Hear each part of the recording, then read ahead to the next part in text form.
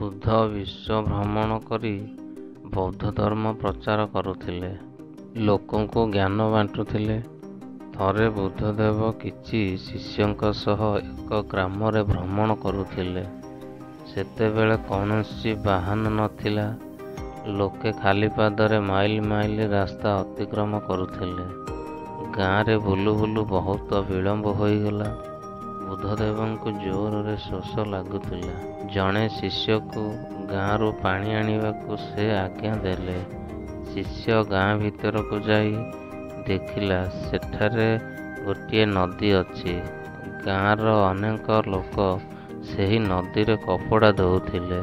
କିଛି ଲୋକ ସ୍ନାନ କରୁଥିଲେ, ଫଳରେ ନଦୀ ପାଣି ଖରାପ ହେଉଥିଲା। ଶିଷ୍ୟ ଚିନ୍ତା କଲା, ଗୁରୁଜୀଙ୍କ ପାଇଁ ଦୂଷିତ ପାଣି ନେବା ଠିକ୍ ହେବ ନାହିଁ। ଏହା ଚିନ୍ତା କରି ସେ ଫେରିଗଲା।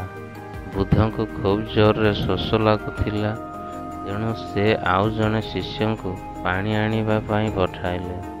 କିଛି ସମୟ ପରେ ସେ ପାଣି ଧରି ଫେରିଲା।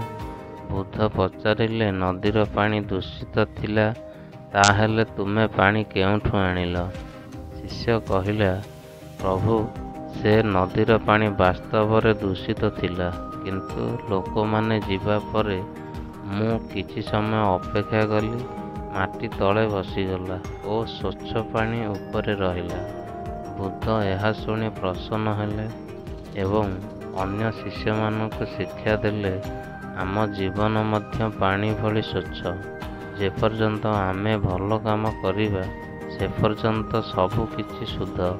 କିନ୍ତୁ ଜୀବନରେ ଅନେକ ଥର ଦୁଃଖ ଓ ସମସ୍ୟା ଆସେ, ଯାହାଦ୍ୱାରା ଜୀବନ ରୂପକ ପାଣି ଦୂଷିତ ହୋଇଯାଏ। କିଛି ଲୋକ ପ୍ରଥମ ଶିଷ୍ୟ ଭଳି ଖରାପ କଥା ଦେଖି ଭୟଭୀତ ହୋଇଯାଉଥିବା ବେଳେ କିଛି ଧୈର୍ଯ୍ୟଶୀଳ ଲୋକ ବ୍ୟାକୁଳ ହୁଅନ୍ତି ନାହିଁ।